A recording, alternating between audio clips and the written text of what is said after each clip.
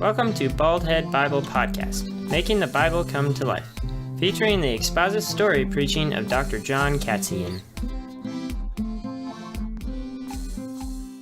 Moses is in Midian with the Midianites, and he's a sheep herder, and he's 80 years old, and he looks over, and he sees this bush burning. He's like, whoa, what is that? What is that burning there? I mean, I've seen lightning strikes before, but this bush just keeps on burning. It doesn't go anywhere. He's like, what is that? And it says literally in Exodus chapter 5, he goes, hey, I have got to check this out. I've got to look at this. Wouldn't you? A bush that keeps burning but never burns out, just keeps burning and burning and burning. You're like, hey, I got to go check this out. Whoa, so he goes over and he checks it out. And as he gets near to it, he finally hears it. Moses says, the angel of the Lord calls out to him from the bush, Moses! You know, he's standing there looking at it. It's probably not this little fire. It's big. He's like, whoa, what is this? I'm wondering if it's oil or, he's thinking, what is it? And then Moses. And he's like, can you imagine? He's been waiting and waiting to hear from the Lord. Because remember, he thought he was going to go right back in and deliver his people, right? But he'd get kicked out because he'd murdered someone. Do you remember that? And he thought the Lord would bring him back. But he'd waited 40 years, and then finally, he hears from God. And Moses, take your sandals off, because you are standing on holy ground. The word holy means separated. This is special land. You do not stand here with anything. You respect it. And so he takes off his sandals, throws them to the side, and he goes, I am the Lord, the God of your father, Abraham. Yes. Jacob, Isaac, I am the God of your fathers. And it says when he hears that, in response to hearing God, he drops to his knees and he just can't look up. He's so afraid, but he's so thankful. He was a Jew raised in an Egyptian court. He'd heard about Yahweh all his life, and now 80 years later, for the first time in his life, he hears from God, and his response is, I can't look up. God says, I love you, you're awesome, you're great. Hey, you know what? I just want to embrace you and hug you. No, he doesn't say anything like that. He says, Moses. And Moses goes simply with a reply, here am I. Hey, I'm here. What do you want? Totally different from this rash king, right? This rash prince. He's learned humility and he goes, I'm here. What do you want? And it's funny to me. God just says, hey, I want you to get up. I want you to go back to Egypt. And I want you to set my people free. He didn't tell him how wonderful he was, how great he was. He says, I want you to serve other people. Too often we think God's about us, about making me feel good, or about how great we are. It's not. God's about, you know what? I want to use you to accomplish great things on my behalf. I want you to serve other people. I want you to get up. I want you to go and let my people go. I want you to deliver them. I hear their cries. I want you to bring them out of Egypt. Now again, how old's Moses? He's been waiting to hear from God. His response is, first of all, well, who am I? Again, this is a totally different Moses. Before he was this prince who'd been educated, the greatest math, the greatest algebra, the greatest writing hieroglyphics. He'd been in battles. And now he simply falls down on his knees and he says, who am I to go? I'm nothing. I'm just a shepherd on the backside of the desert. I've been trying to herd sheep and goat together, and I still can't get them to go on a straight line. I am nothing. I'm nothing. Who am I? And God says, I am awesome. I am God. God uses whoever, because it's not you who gets all the credit. It's God behind you who gets all the credit. It's not your abilities. It's God who is behind you that should get all the glory. God loves to use the weak, the ugly, the untalented, the smelly, the short, the bald, the fat. He doesn't care. The key is, are you willing to follow him? And he responds to him by saying, I am the God who knew your fathers. I will be your buckler. I will be your shield. I'll be everything. But then he goes, well, what if I go there, God? And they say, who sent you? And then he says this miraculous thing.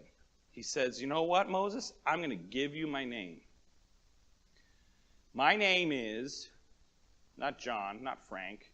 He says, my name is I am that I am. Tell him I am sent you. Now, isn't that a weird name? I am sent you. Tell him I am sent you. What sort of name is that? Well, the word I am that I am, or I will be that I will be, literally spells out the word Yahweh. And the people who wrote the Bible were so in revere that name, they wouldn't even write it down. They wouldn't even say it. So they came up with the name Jehovah, the Lord. Tell them the Lord sent you. That's my name. And I want you to tell the people of Israel all about me. Not about Moses, not about how great you are, but tell them, I am sent you. Go in my name, Moses. I just want to encourage you. You know, he goes, this is a mighty name. I want to encourage you, don't take the Lord's name in vain. In fact, that's one of the 10 commandments, you know. God cares about his name, and not so much his name, but if you call yourself a Christian, what sort of name are you telling to your friends about this God that you serve? What are they picking up about your God from the way you act on the playground, the way you act in school? You represent God, and Moses was going to go represent God to his people. And he said, I'm going to give you my name. I am Jehovah. Go in my name. So Moses objects. He's like, well, you know, who am I? And then he goes, well, what should I say? And then he goes, but what if they don't believe me? Just look at me. I'm 80. I'm a shepherd. I got this nasty beard. And, you know, I don't even know. They won't believe me. Now, what does a shepherd use to guide his sheep? A staff. So God says to Moses, all right, I want you to take your staff. Now, this is a momentous moment in the history of man. And I want you to remember this. Never before has God given his power to a man until this point. He'd done miracles, he'd done other things, but this is the first point. He gave his divine power, and he said, Moses, I want you to show that you are something special. I want you to take the staff in your hand, and I want you to throw it to the ground. So he's holding the staff. It probably was a big stick made out of ironwood or something really tough that he used to prod the sheep. And he goes, all right, and he just threw it to the ground, and it became a snake. Snake wiggling back and forth. I would have been like, wah! I would have climbed a tree or hid behind a bush or hid behind a sheep or something. It was a snake. Took his wooden staff, became a snake. And he goes, God says, I now want you to pick it up by the tail. Would you pick up a snake by the tail? I would be scared to death to pick up a snake by the tail. I've seen the crocodile hunter before he died do it, but I could never pick up a snake by the tail. But Moses is like, all right. And he picks up the snake and becomes a staff again. So that'll be a sign that I'm sent from you. The staff turns into a snake. The second sign, take your hand, Moses, and I want you to put it in your tunic or between your shirt. I want you to shove it in there. When Moses did that, when he pulled it back out, it was leprous. It was covered with it looked horrible. It had disease. It was like the cancer of its day. It looked horrible. And Moses is like, oh my goodness, this is horrible. And he goes, then God said, put your hand back in. And he put it back in and he pulled it back out and it was back to normal. So his rod turned into a snake. God turned his hand into this leprosy. It's this horrible thing. But then he healed him. And then he finally said, if they still won't believe that, I want you to take water. And they're not certain if he did this or if he just told them about it. Take water and pour it on the ground and it turns into blood. So those are the 3 signs when I send you, Moses. Show the people. If they don't believe you, do those 3 signs and they will believe you. Would you believe somebody if they did those 3 signs in front of you? I certainly would. But then finally Moses goes, "You're talking to me, God. I guess you're for me. Mighty God, I fall in your name. I do these 3 miracles. That's awesome, but I can't speak. I'm just not eloquent enough." It looks like that Moses might have had a speech impediment. He might have stuttered or something like that. He goes, like that. I can't talk. I can't talk. And God says, I'm the one who created the mouth. I'm the one who gave you life. I will give you the words to say. Don't worry, Moses. You know what? If God's called you to do something and sometimes you're like, I'm not the cool kid. Should I really tell that kid about Jesus? Should I really invite him to church or Awana? If you feel like God's told you to do something, I want to encourage you. God will give you the words to say what you need to say in the moment you need to say it. You don't need some great speech. Just follow God. Notice Moses objects. God tells him all these things I'll do for you. And then finally, Moses says, please, anyone but me. Anyone but me. He'd been beaten. He'd tried before. He got kicked out of Egypt. He'd been on the backside of the desert. He had sheep for the past 40 years. He feels like he's a nobody. He goes, anybody but me, Lord. And this is where finally God's anger was kindled. And he's like, Moses, I will send Aaron with you, and he will talk. If you're too afraid to speak, Aaron will speak. If you're too afraid to talk to Pharaoh, Aaron will talk to Pharaoh. I will send him with you. Now, get up and go. So Moses gets up and steps out in faith. It says again in Hebrews chapter 11, not fearing the wrath of Pharaoh. And he goes. And on the way, he meets his brother Aaron. And they go all the way back to Egypt, to the land of Goshen, right? They were in Goshen. And he comes to the elders of Israel. He throws down his staff. It becomes a snake. Turns his hand and the leprosy pulls it back out. Everything's fine. And he goes, I am sent you. And you know what the people do? They go, yes, our deliverer's here. And they listen to Moses. And they're like, this is great. We'll follow you. The plan's working. So then Moses goes into Pharaoh, king of Egypt, the most powerful country of its day. He walks in. He's this, again, straggly-looking shepherd. And he goes all the way up to Pharaoh. And he says, Pharaoh, let my people go. He's standing there with Aaron beside him. And Pharaoh's probably up on this throne looking down. He says, let my people go. We just want to go out, worship our God for 3 days. Please let my people go. You know what Pharaoh says? Pharaoh says, no. In fact, he not only says no, he goes, who is this God, Jehovah, that you talk about? Who is this God? We have lots of gods here in Egypt. In fact, Egypt at the time had 80 different gods. And they had gods of the land, the river, and the sky.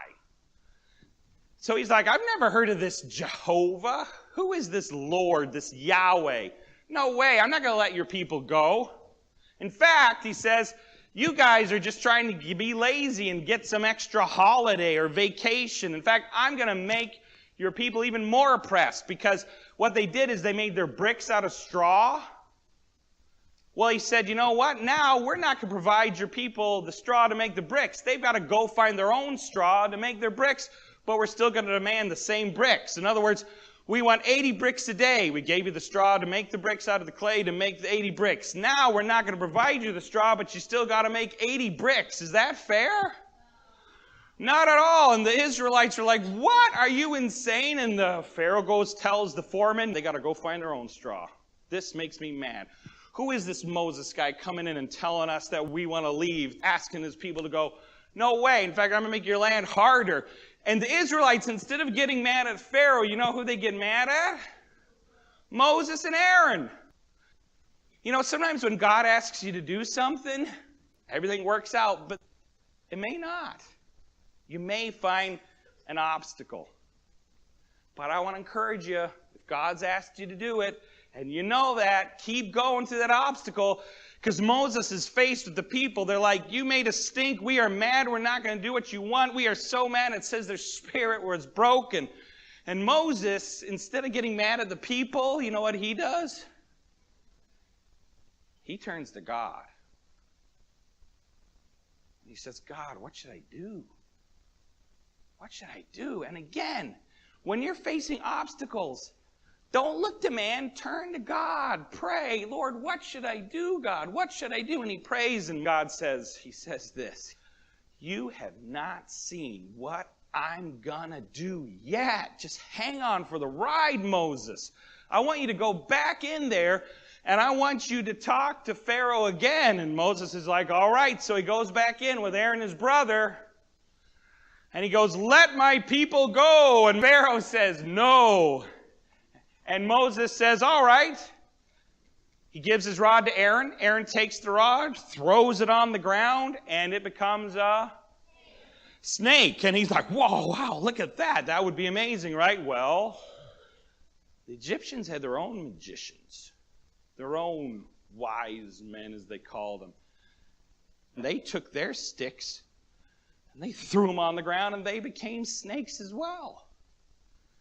Now, was this a magic trick? Was it demonically inspired? I don't know, but they were like, hey, look at that. We can do the same thing. Well, not as cool, because the snake that came out of Aaron's rod ate them all up, devoured them, and they're like, whoa, this is weird.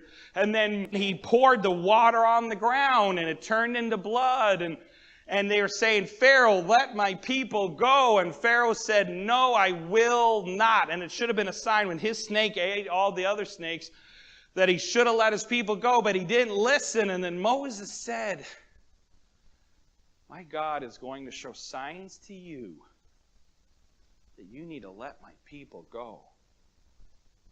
So he leaves. Now, every morning the Pharaoh would get up. And one of the gods that they worshipped was a river. Can anybody remember the name of the river? The Nile. They worshipped the Nile. And they would probably go and put a sacrifice in the river. And Pharaoh gets up and goes to the Nile. And as he comes to the Nile, Moses is standing there with his staff in his hand and Aaron on his side. And he says, let my people go. And Pharaoh's like, no way. And Aaron, it says, takes his rod, slaps the water, and it turned blood red. The whole of the Nile, all the tributaries, all the little rivers, all the little creeks turned blood red. Not only that, the fish in the river couldn't breathe anymore because it became, whether it looked like blood or became blood, the fish were like, oh, and they flipped over and died and began to stink. And the people couldn't. This was a major source of revenue. You ate the fish, you drank the water. They loved the Nile, and now it was useless. It said they began to dig to try to get springs to come up under the land because they were dying of thirst. And for 7 days, it just was like this. And Moses was like, let my people go. And Pharaoh was like, no, I'm not going to let them go. So then he comes to him again, and he says, if you don't let my people go, we're going to send frogs. Frogs all over this land. You better let my people go. And Pharaoh says, no, I'm not going to let your people go. Who is this Jehovah? Well, Moses warned him. It says he used the staff of God. And guess what? The next day, Pharaoh gets up. He goes to wash his face in the sink. And ribbit, ribbit, ribbit. There's a frog in the sink. He goes to use the toilet bowl, opens it up, and whoo! Out jumps 4, 5, 6 frogs. He's like, ah! They're everywhere. It said There were so many of them that people were stepping on them. Can you imagine going to the bathroom in the dark and you're stepping on frogs? It says it even got in the dough. They're kneading it, and you go to bake and there's a frog. Their frogs were everywhere. Would you be afraid to find a frog in your bed? How about 4, 5, 6 frogs in your bed? I mean, we're talking, I got scared yesterday. I saw a little mouse.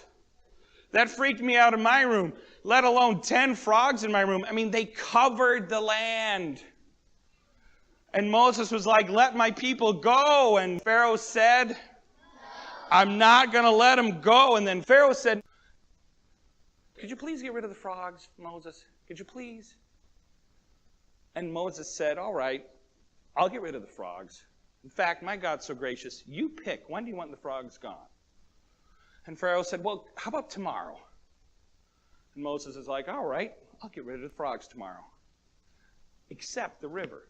So all the frogs stayed in the river, and the frogs all died. But it said it stank so bad, they had to shovel piles of frogs out of the way.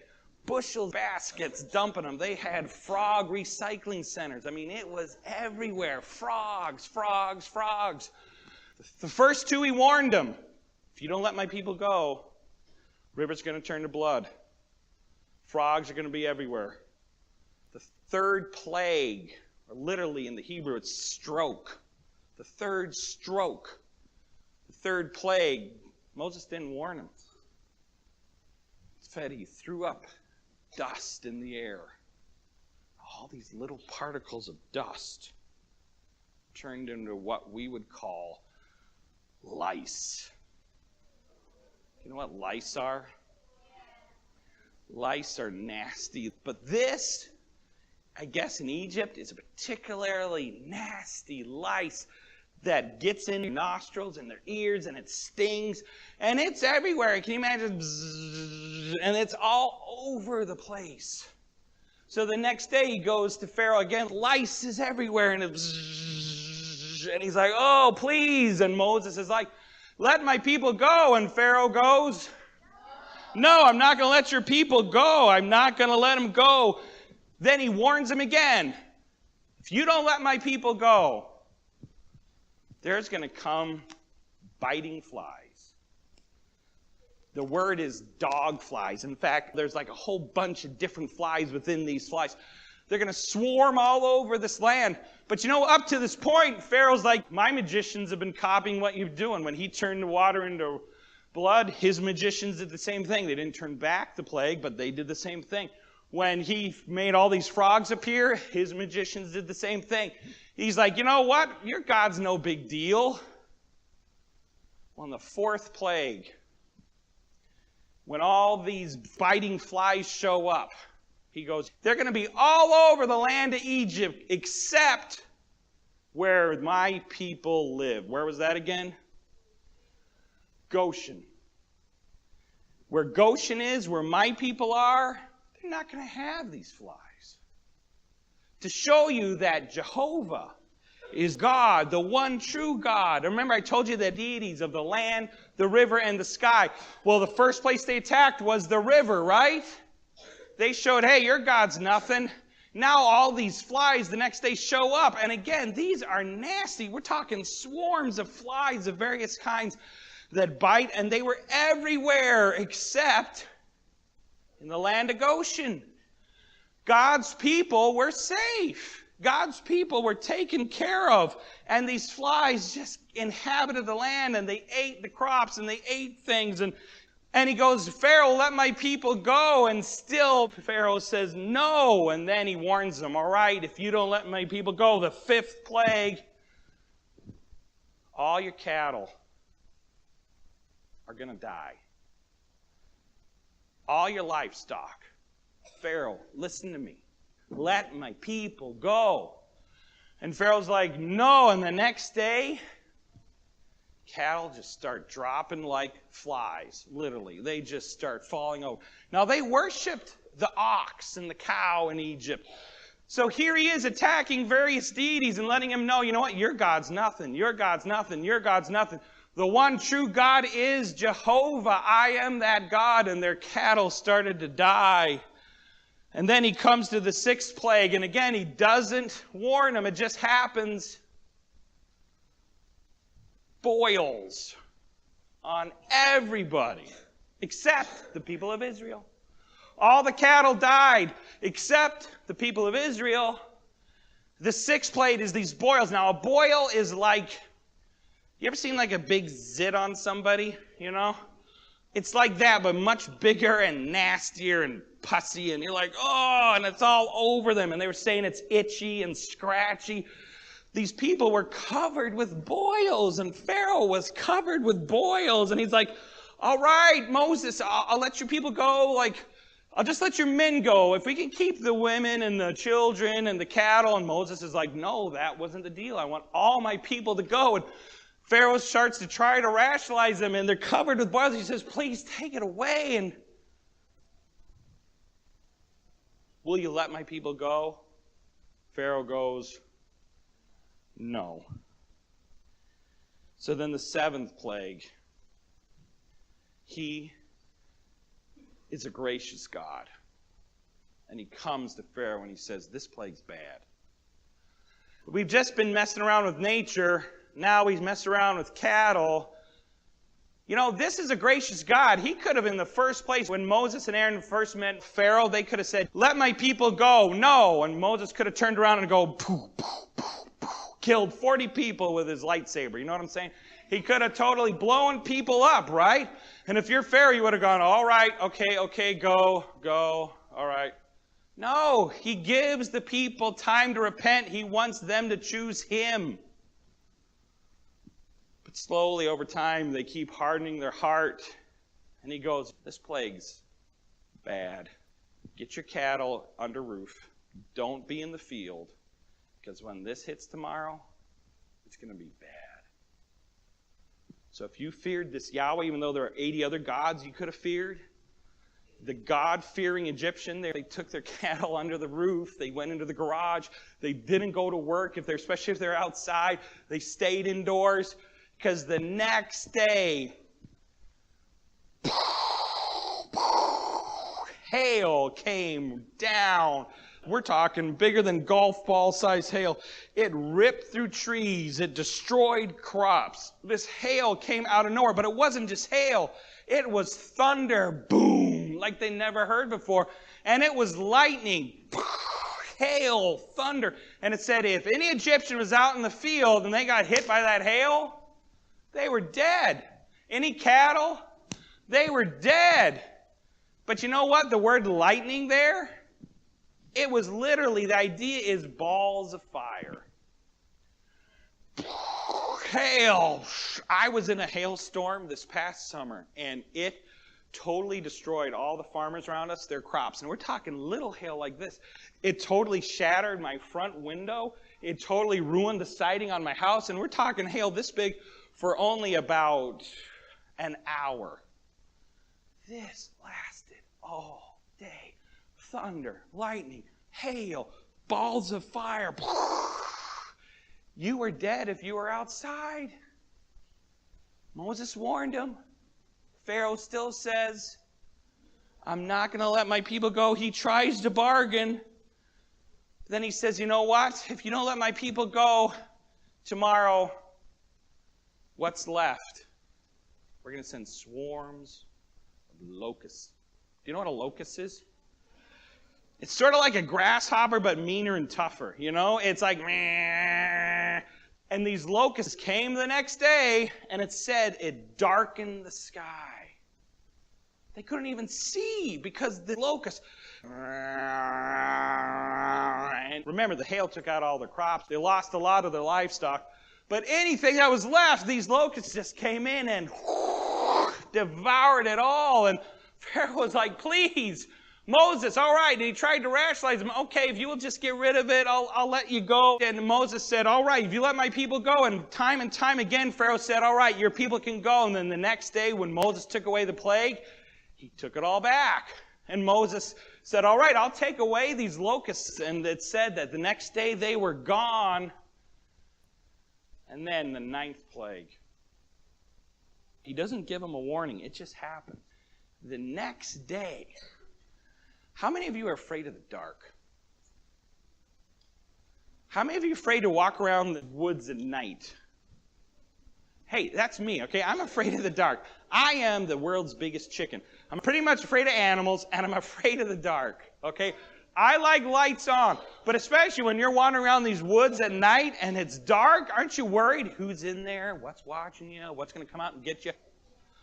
Well, on the 9th plague, it says darkness covered the whole land except for the land of...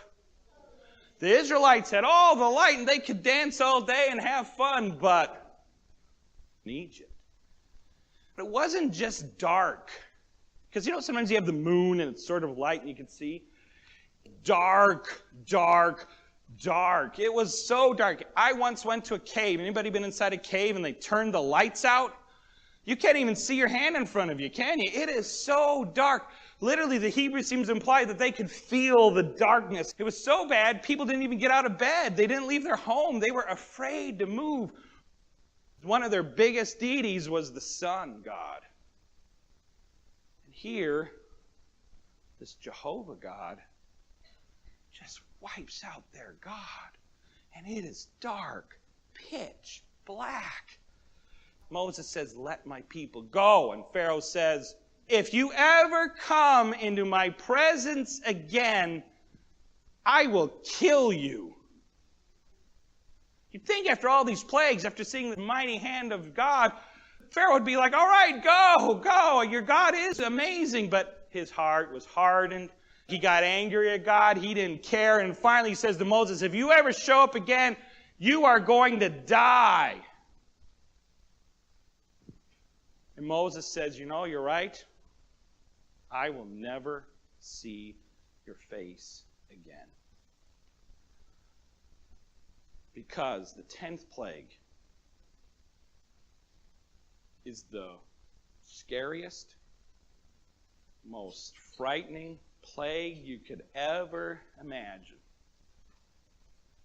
And Moses knew what Pharaoh was facing. Moses said, "You know what? I will never see your face again." Tomorrow we're going to find out what that 10th plague was. But I do want to say this. This is important to understand. God says, "I am Jehovah. Follow me." Pharaoh said no. Moses said yes. And I want to ask you, are you going to follow Jehovah? Or are you going to follow other gods? God sent his son, Jesus, to die on the cross for your sins. Some of you have heard this message over and over again. Now, I'm not saying the Lord's going to send you plagues, because we have a gracious God. But at some point, you're going to have to make a decision. We live in a society where you have lots of different gods to choose from. But are you going to follow Jesus? He said, "I am the way, the truth, and the life. No man comes to the Father but by me." Think about it this week. Will you follow God and choose to follow him all your days with all your heart? Or will you choose, nah, I want to go this other way? You have that choice. I encourage you to make that choice. Follow Jesus.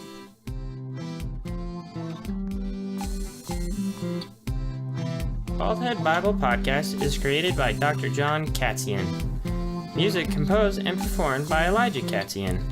Edited by Lincoln Katzian. If you'd like to listen to more of Baldhead Bible Podcast, please subscribe. New episodes added every week.